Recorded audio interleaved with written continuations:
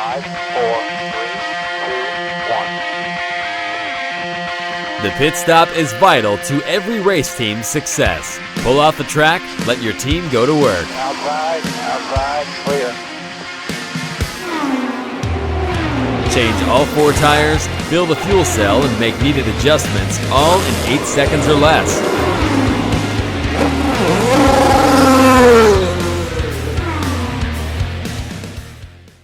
Wow, what a busy weekend. What a busy weekend in motorsports we had last week. Of course, the Long Beach Grand Prix, which is the longest running race, other than the Indy 500, it's the longest running IndyCar race on the schedule. And I don't know, a lot of people said it was a boring race. I thought it was a great race. Of course, I love Alex Palou, so I have no complaints. Alex won. Out of the last 22, going back to last season, out of the last 22 IndyCar races, Alex Palou has won 11 of them. So, I mean, we got a dynasty here. Alex Palou, Chip Ganassi Racing. Hey, welcome to the show. Pits are open. Your host, Will Marotti, Alex Smith, our producer, engineer, and, of course, you guys. We're so grateful for the Speed Sport 1 audience tuning in.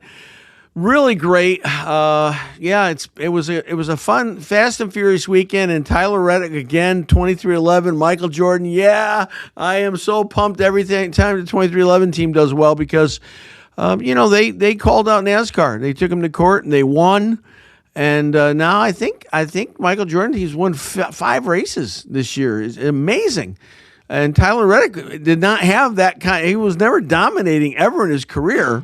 And now he's won 5, and just I'm so happy for Michael Jordan. I'm so happy for the team, and I just hope they have continued success. Again, happy for Alex Palou. Great race, great finish. Alex Palou. Only disappointment, Felix Rosenqvist won the pole, led the majority of the race, and lost it in the pits, just the way it works, and finished second. Scott Dixon, great to see Dixie back in the podium, 3rd place. So first, second, third, Palou, Rosenqvist and Dixon, and kind of almost a 1-2-3 for Ganassi because Meyer Shank, for whom Felix Rosenqvist drives for, has a technical alliance with Ganassi. So their Ganassi somehow touched cars, all top 3. Honda. Thank you. It was good. It was a good weekend, and I was happy to see Alex win again. So. I love the dynasty that he's building. Got some great guests for you today. We've got a good old, she's not old, I say old friend. Liz Leggett's coming on. Liz is a world speed, a land record driver. You saw the Iron Dinosaur. Do we still have that picture in the library, Alex, when she comes up maybe? The Iron Dinosaur racing. But recently she's been doing some vintage racing and just got back from the track. I think it was out there on Sunday.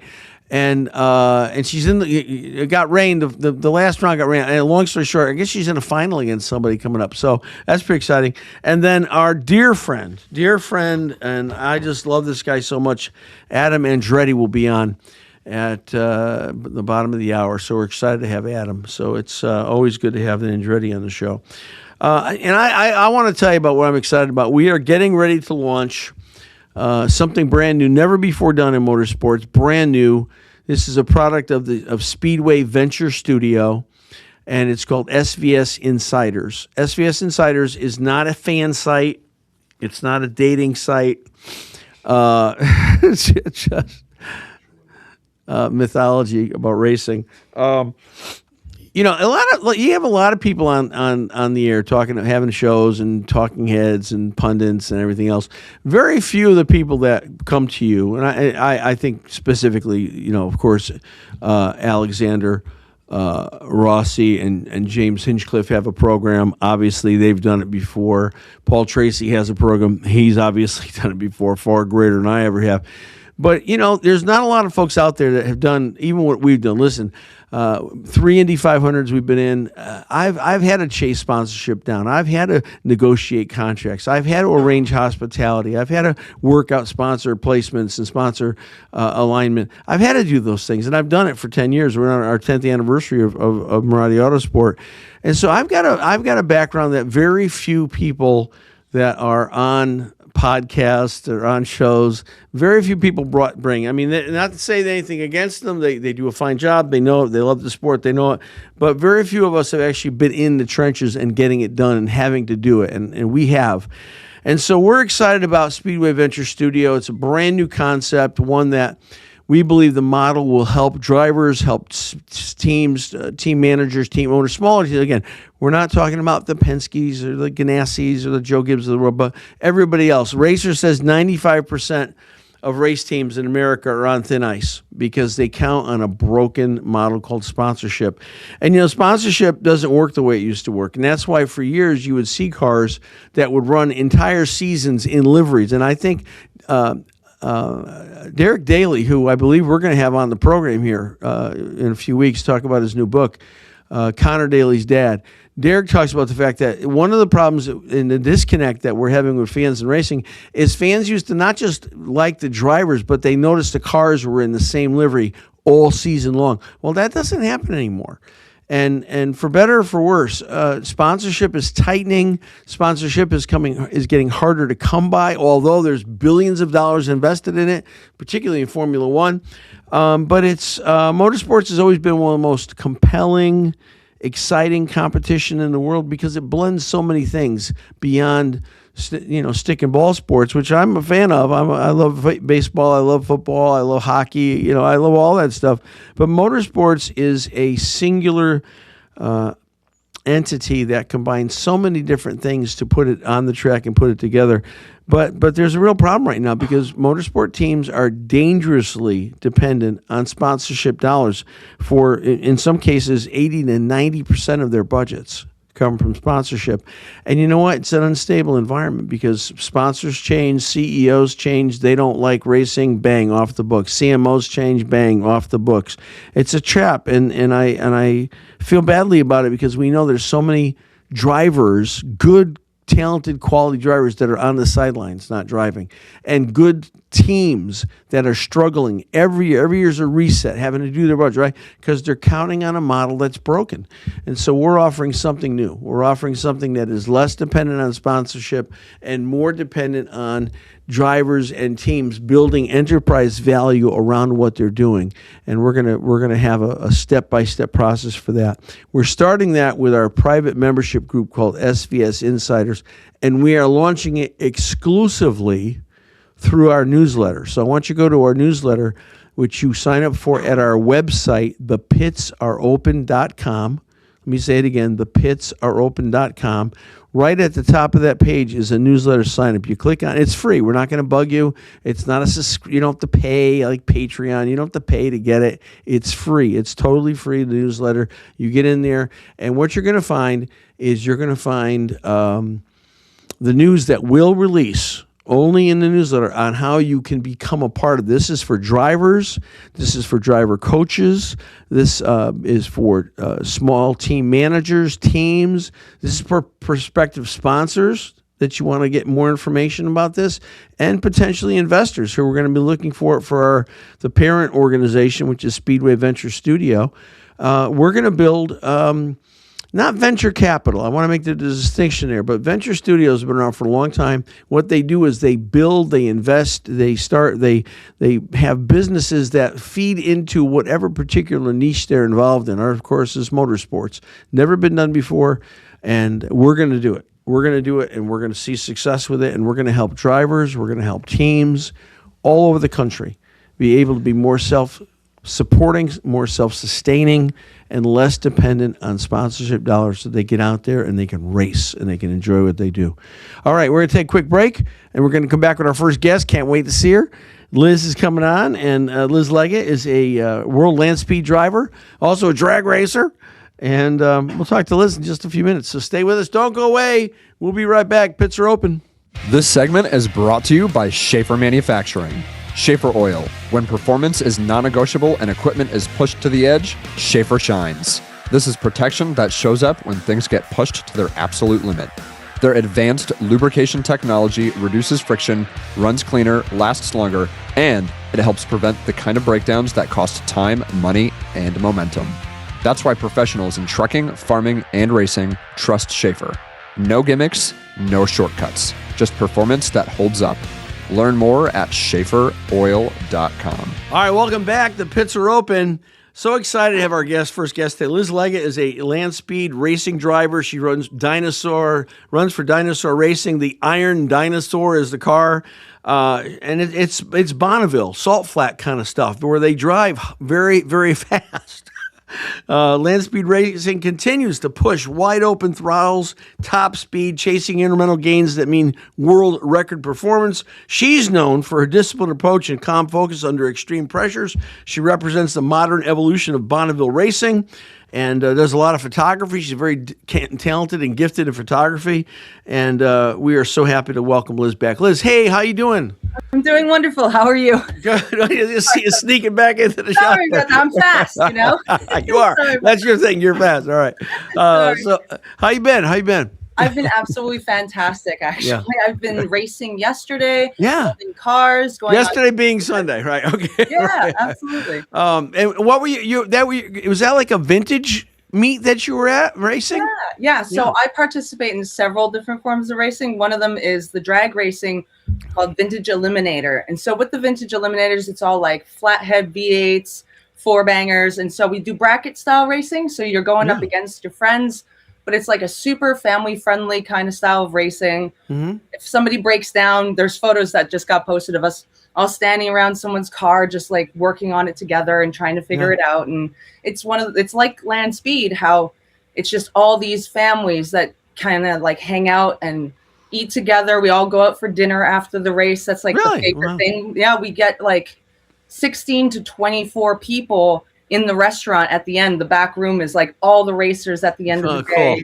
So it's like really, really fun. It's our racing family. So, yeah. Hey, I wanted to ask you this before and never did. Liz and I met at PRI back in December, and I was anchored at the booth, Alex, for almost the entire time. The only people I had with me, Mark, my good friend Mark Baker from Atlanta was with us. He's one of our investors, and he's also an award-winning ESPN producer. So he was our producer. He handled our cameras. He did made sure the sound was good, everything. And that's how I met Liz. And I was anchored at the booth for the whole time, except I went on 2 tours. The whole time I left the booth, only twice, except for the Reds room. I went to do an interview with Ralph Shaheen at Speed Sport, and then I went to see Liz's car. And I was impressed. Look, do we have the picture of that, Alex? Let's bring up the Iron Dinosaur. There's Liz. That is such a cool car. I mean, looked like it was all engine to me, Liz. It's just a monstrous vehicle, turbocharged, right? And twin turbos, twin turbos. Yeah, 40 pounds of boost, which you really do need. You know, drag racing and Bonneville are similar in the sense that it's like a straight line racing, but what you're doing is the name of the game is heat mitigation. You're going potentially 300, 400, maybe even 500 miles an hour for 5 miles. You know, you're being timed for the flying mile, but you're trying to really push an engine up to its peak performance and then hold it there for a long time. And my friend DJ, the way that he explains it to people is great.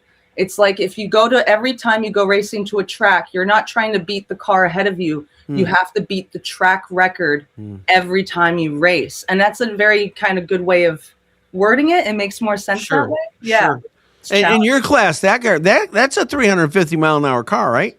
Yeah, the current record is held by the Strasburgs, Anita Strasburg. So it's a fellow racer who it's currently at 344 miles an hour. So with the licensing, which is really the best way, land speed is really safe. It's all the name of the game is safety as well as, heat mitigation. But you go and you start off with your driver's license, and then you go up through your licenses by proving over time and making several runs that, you can go through the traps at this speed, maintain that speed, exit correctly. That means you're now allowed to go a little bit faster. And so my last run that I was doing was my B license run, which would allow me to go over 175. So I'd be then in the 199 plus category, if I get the numbers correct. So I need to do that run over again, because in the middle of that run, that's when the transmission broke. So I wasn't able to complete the run at the speed I needed to. So I need to redo that license, but that's okay. That just means I get to go again. I mean, it's funny because my heart's with Indy cars, and Indy cars go pretty fast. I mean, the Indy cars at Indy, they're going into turn well, two of the turns anyway, about 240 miles an hour, 239, 238. I mean, that's pretty fast. But when you start talking 300 plus, yes, yowzer, that's like an airplane on wheels or something, right? I mean, yeah. And I'm very fortunate to have friends in land speed that have gone, over 400 miles an hour. And one of the coolest experiences too that was neat last year was I got to meet Andy Green.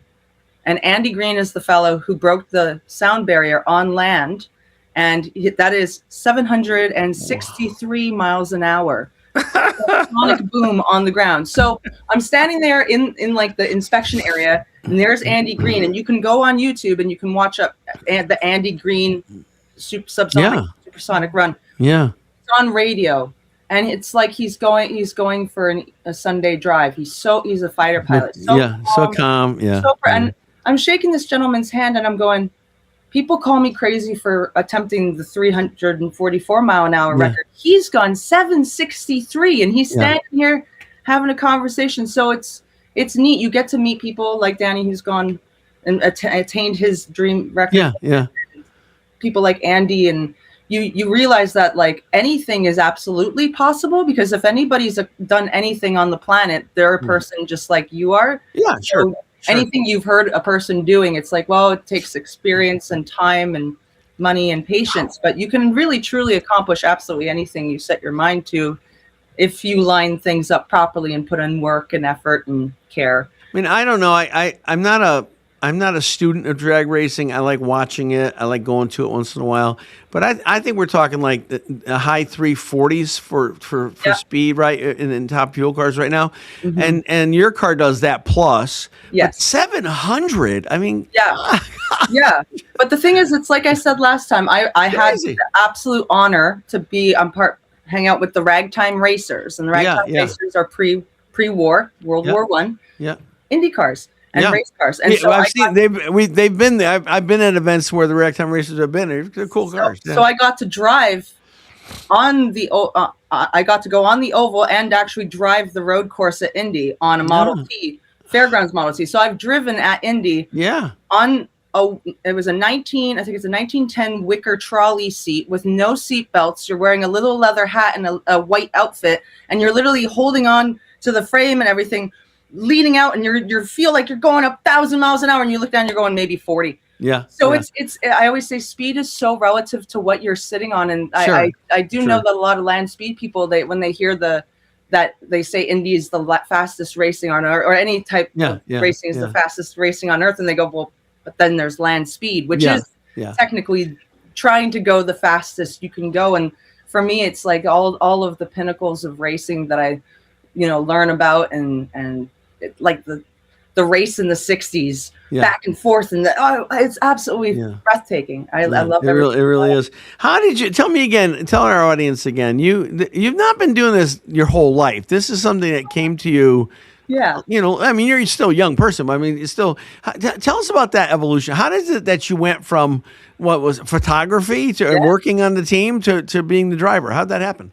Man, it's a very, very interesting progression. My father and I were just talking about it this morning. So the first kind of like racing event I probably went to would have been in Valleyfield up in Quebec, where I'm from. And it would have been the Valleyfield Grand Prix. So I would have been maybe about 7 or 8 going with Dad, and then going to the Costco to eat like greasy hamburgers and French fries and poutine after, and like that real race. Yeah. The addiction of I'm going to go. There was shifter carts there, so you've got the smell and you're in the pits and the greasy food and everything. And so the addiction to racing started very young, and I started shooting photographs probably when I was about 10, 11 with my dad, because I'm with him all the time. And then Russ Bond, who is my dad's friend, and we worked doing press releases and stuff. He gave me all these opportunities, even though I was a kid. And so I started really doing automotive photojournalism before I even got to high school. And then, so I've done that well over 20 years now. And so I've had the fortune, I've covered IndyCar, I've covered Champ Car, NASCAR, F1. I've done it. I used to work for an import tuner magazine, Revolution Motorcycle magazine for over 10 years, sent me to Japan and California. And so I've traveled the world getting to do that kind of thing.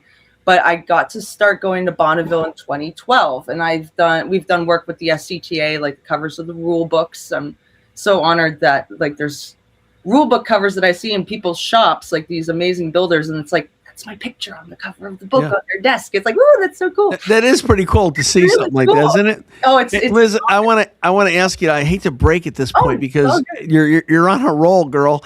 But we're gonna take a break for a sponsor commercial, and then we'll be right back. Don't go away. Stay with us, folks. Liz has a lot more to say. Speed Sport 1 is so cool. You know, you can get Speed Sport 1 on so many platforms. I mean, Roku, Amazon Prime, Sling TV, you can get Apple TV. That's what's so exciting about this, because we literally are seeing around the country, and there's over 200 million homes in the United States that have smart TVs that have the fast channels on them, so we can be seen all over the world. So I want to encourage you to get your friends to tune in and watch us on Speed Sport. No, always repeating a show in the week, and we're going to start advertising when that happens as well. When we do the repeat, Speed Sport does the what is it called? The encore version of the pits are open on the weekend. All right, talk about the encore. Let's bring back the star for the encore, Liz Leggett. Liz, thank you so much for being with us today. It's my pleasure. My pleasure. So you got into it young when you were a kid, and you've been at it for a long time. You've taken pictures literally all over the world for motorsports. So you're very adept at that. How did you become the driver? Very fortunate to get to meet people who have helped me along the way and who have given me opportunities. But that opportunity is because of Don Gilmore, who owns the Iron Dinosaur. So I had been the team photographer for the Carbonite car, Rob Freivogel, in Pennsylvania. Mm-hmm. And Don is out of Pittsburgh, and they're friends. And so he said, oh, I like your photos. Can I hire the same photographers? And that's what my dad and I do. We do different photo packages. So you want a beauty shoot at the end of the day, photos of like top end stuff. You let us know what you want. We'll build a race package for you, and you can buy that or even have it made into a book. So that's what we do. Cool. And so doing a photo shoot with Don, and he's like, you really love this stuff. Why don't you race? And I said, well, I don't have a race car. And he turned and he went, well, that's a race car. Why don't you race that? And that was it. That was truly, he literally just went, I got a race car. There's a race car. Right there. Do that. And I said, that's so good. Okay. And so it literally started as the opportunity to do my rookie run. Yeah. One race. Yeah. And so what proceeded to happen was 6 years of it not, or almost 6 years, well over, of it not working out. So travel out to Arkansas, get there. Don does a shakedown run. Something happened with the clutch, couldn't run. Then we waited many months, then go to Bonneville, it rained out. Then you go back to Arkansas the next year, and an O2 sensor went and blew holes in all 8 pistons. Then you go back to Bonneville, and then it rained out again, and then there was transmission problems and this, that, and the other. And so it literally took almost 6 years from the offer of you get to have one run to finally in May 2023 at Arkansas, the stars aligned. Nothing happened incorrectly with the car, and there was no electrical problems because it's a home built car. It's like we have friends who ran an Indy team, and so we were looking through all the paperwork and all the stuff to build the Indy car and how it's very much, there's no instructions for how to build a dinosaur in your basement, which is what he did. So it's all home engineering. It's all volunteer friends and family and everybody who works on the car. Often people, they're using their vacation days. So you don't get the same team members every time. You'll end up getting like different team members who are like your crew chief will change, and then the person pushing you off will change. And so it really is one of those things that you have to learn to adapt to change. And that's a wonderful thing to not have that consistent, exactly going to be the same way racing every time. So it's given me a lot of opportunities to gain experience, to grow.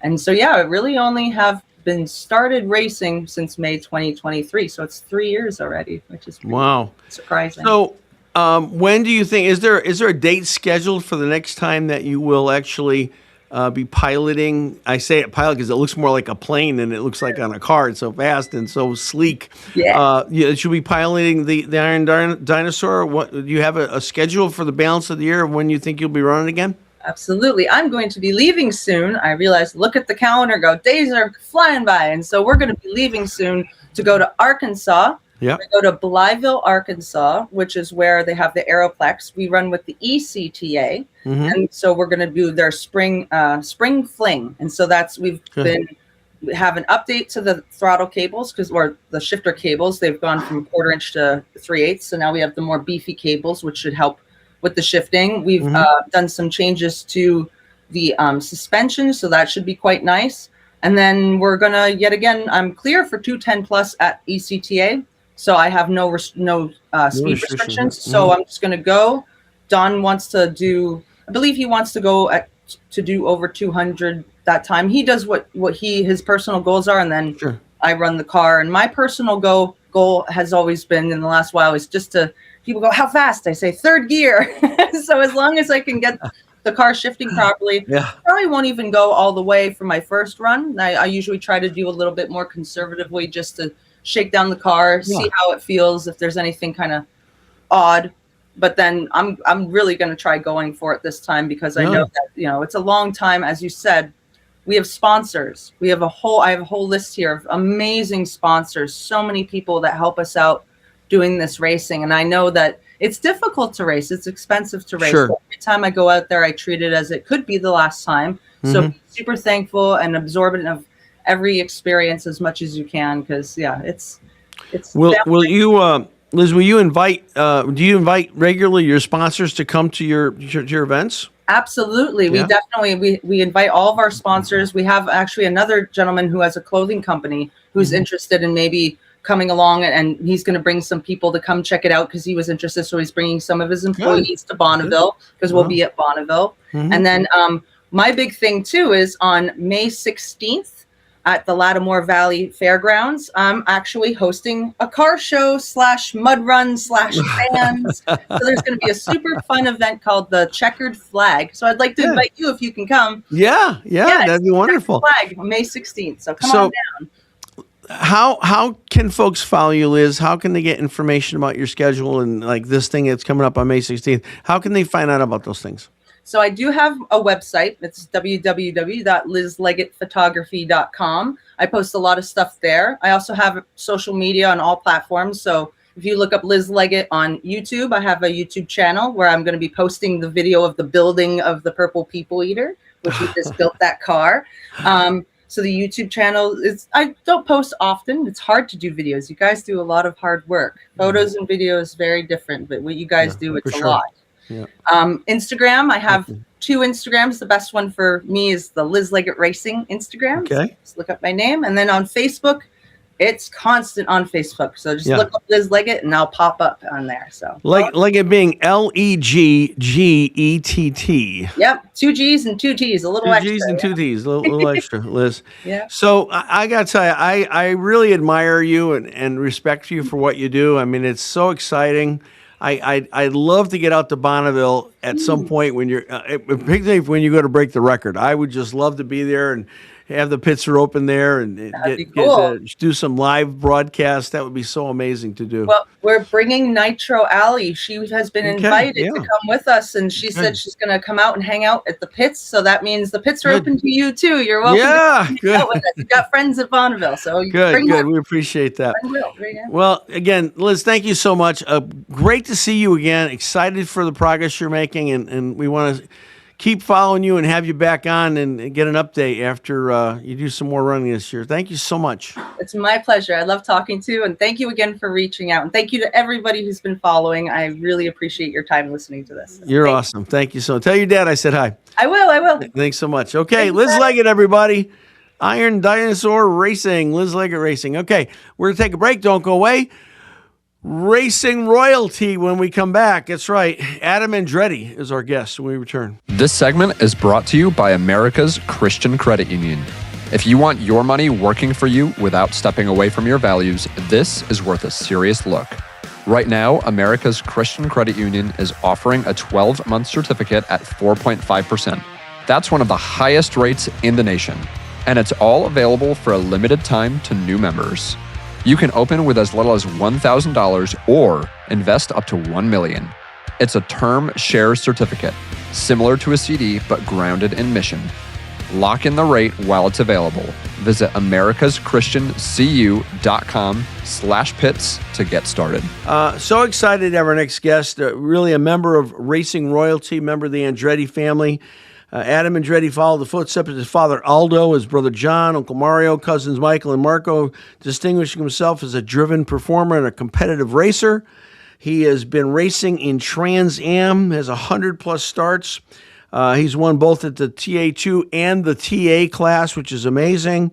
Very consistent with his performance, and more recently, getting involved in NASCAR Truck. And I know he raced at St. Pete, and I think 5 races this year, maybe more. So it's exciting to watch Adam race in Trans Am, watch him race in NASCAR Truck, and he still has a goal. He still has a goal that we wouldn't mind helping him on, and that's to race at the Indy 500 before 2029. So we're excited and so grateful that he's joining us as our next guest, Adam Andretti. Hey, Adam. Hey, Will. How are you, my friend? I am doing great. I'm so glad to see you. How's everything? Oh, everything couldn't be better. I'm very blessed and enjoying some North Carolina mountain air, actually up here in Waynesville area, actually just the gateway to the Smoky Mountains, they call it. So it's a beautiful, beautiful part of the country, and just enjoying that, having a great time with my wife, dog, and a couple cats here. Good, that's nice. So tell us what's going on this year for you. You started journeying out into NASCAR country with the Truck Series. How's that all going?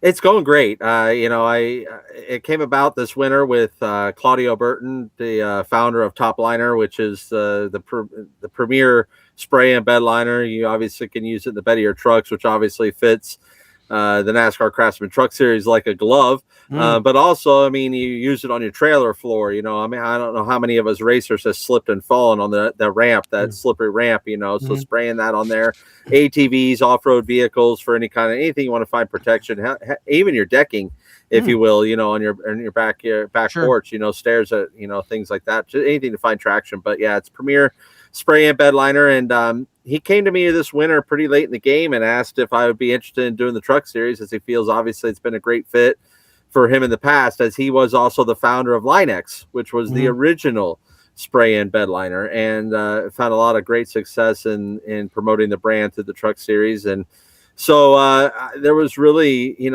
a team that I was really wanting to be involved with if the trucks were ever on my radar, was Tricon Garage. They won the championship last year with Corey Heim. They won 13 of the 25 races.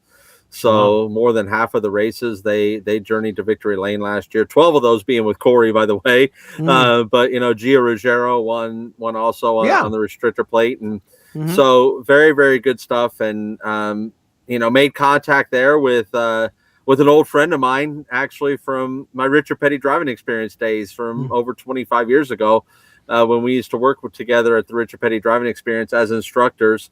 And he actually, transitioned away from the driving side of things and went more on the management side. And he's one of the owners of Tricon Garage and the general manager. So I reached out to him and asked him if there's a truck available. And then we started putting a schedule together. And my first race was at Echo Park Speedway, which is Atlanta, Georgia, also known as Atlanta Motor Speedway to those old timers like myself. And and me. Okay. Well, I was going to do that to you, Will. I know. You're a gentleman. And we qualified 8th in my first time ever. It was funny because the way NASCAR runs their weekends now is certain events you get 0 practice. So the first time that I actually released the clutch on a truck, it was to take my qualifying run.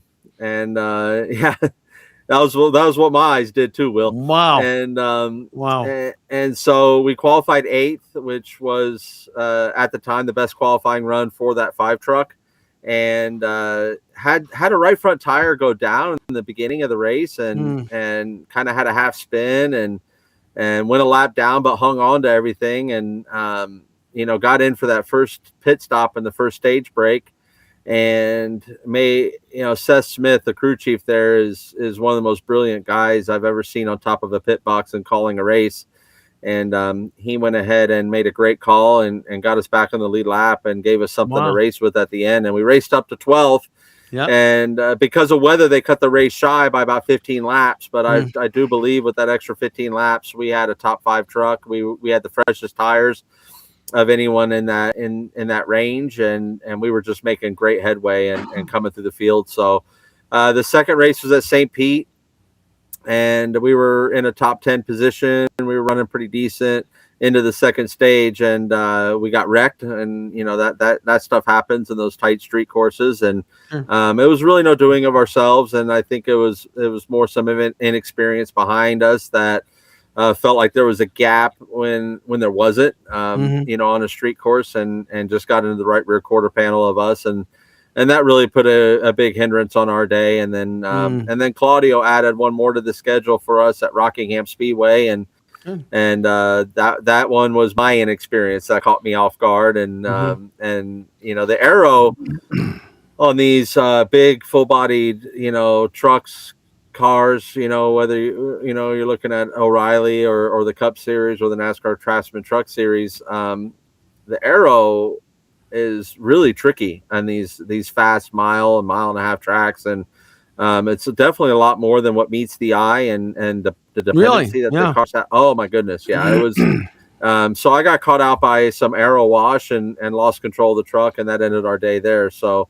But we get to climb back behind the wheel of it May the 8th at Watkins Glen, which I'm super excited about. And then our last race in the truck series that we have on the schedule this year will be in San Diego at the San Diego Street Race at the Coronado Air Base there in Southern California, which I am super, super excited about. I think anytime you get to race in front of our brave men and women, especially in the light of everything that's gone on over the last month or so.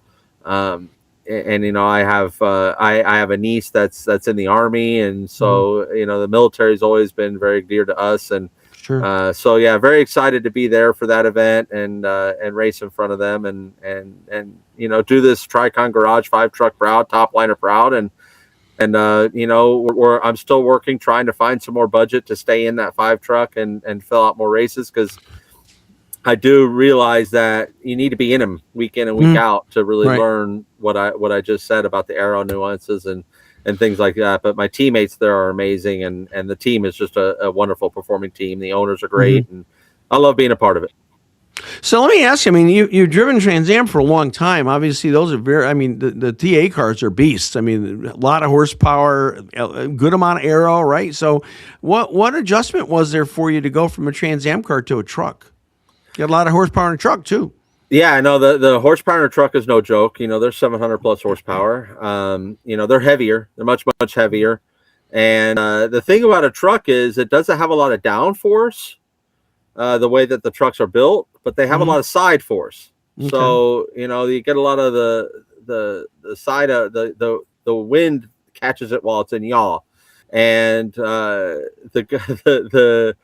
the drivers, I think Michael Waltrip calls them truckers, and the truckers, that do this week in and week out, they understand how to play with that air quite good, and for someone like me who's just learning, they can kind of mess with you pretty good, and without ever laying a finger on you, they can knock you out, and that's what's really interesting about it, and what's really fun to learn. And I'm having a blast learning it, honestly. I'm not a spring chicken out here. And I think at 47 years of age, or 46 when I ran my first, I was 46 when I ran the first truck race back there in February.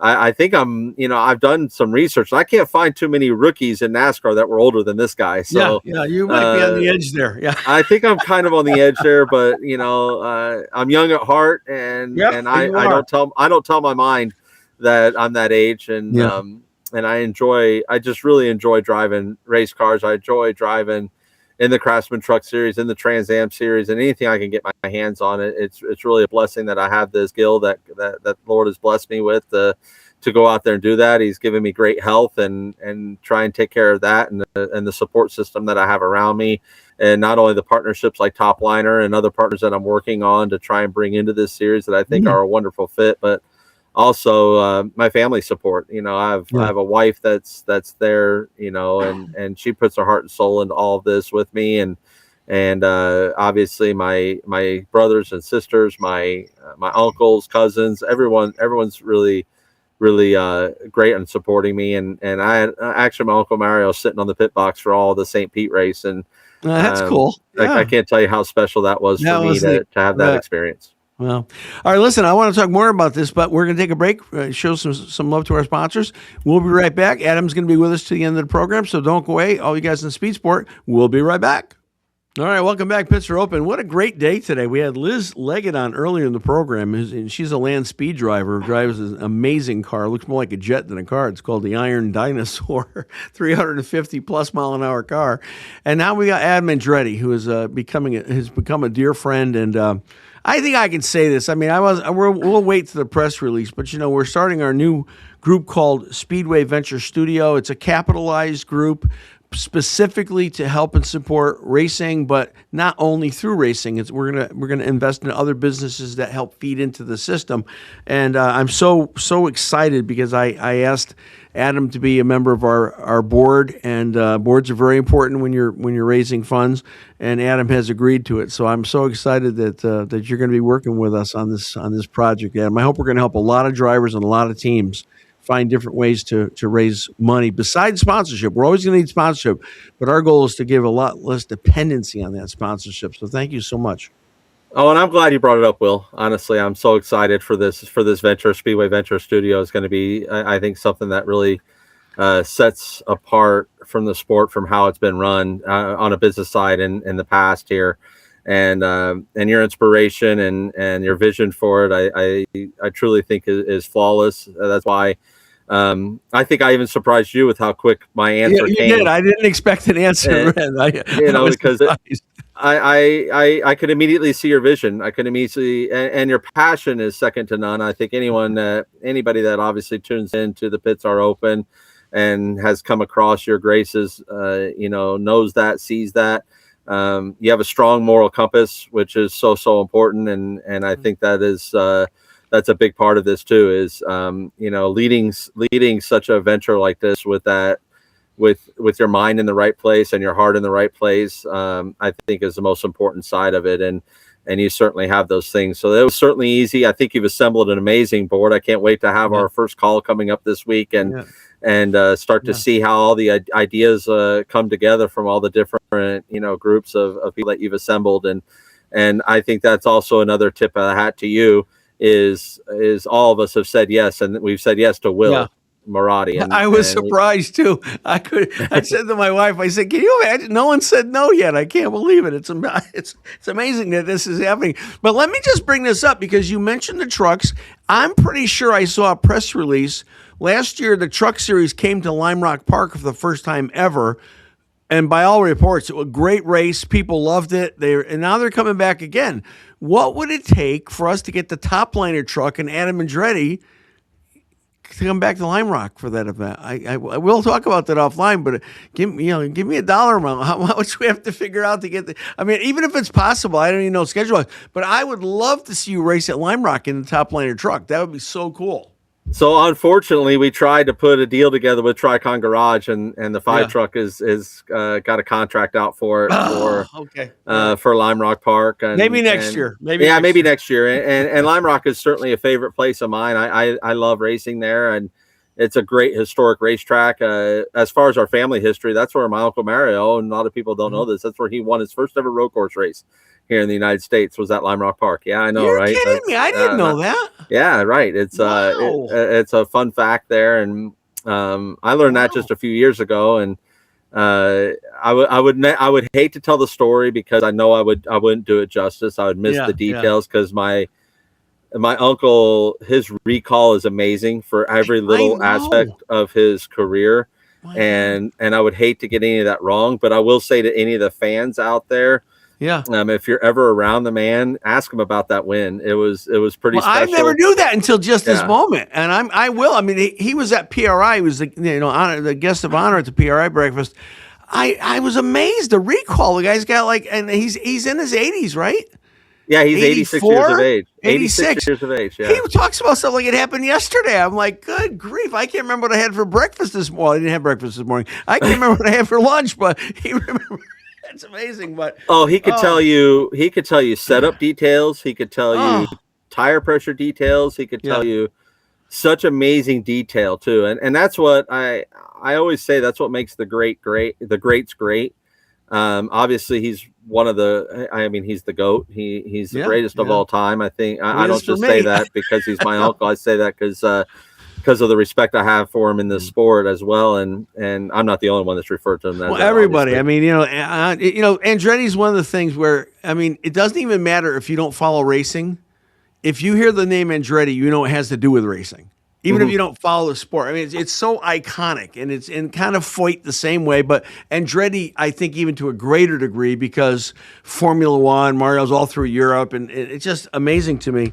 But no, I didn't know that was his first road course win was Lime Rock. Now I have a reason to talk to him about that.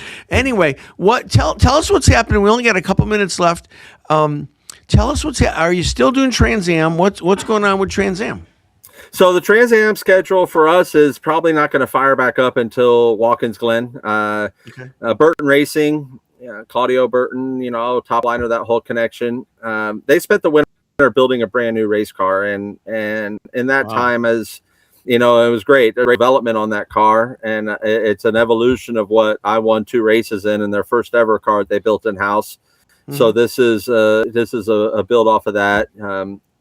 Damon Lockhart is the lead engineer and chassis builder for Burton Racing, and he's a brilliant mind. But at the same time, Burton Racing is a very small operation, and I mean that. I mean, like Damon is the only full-time guy on that deal. Now we have Terry St. Martin, who also works in the business side of it for Burton Polymers Inc., but also he is on the racing side when needed.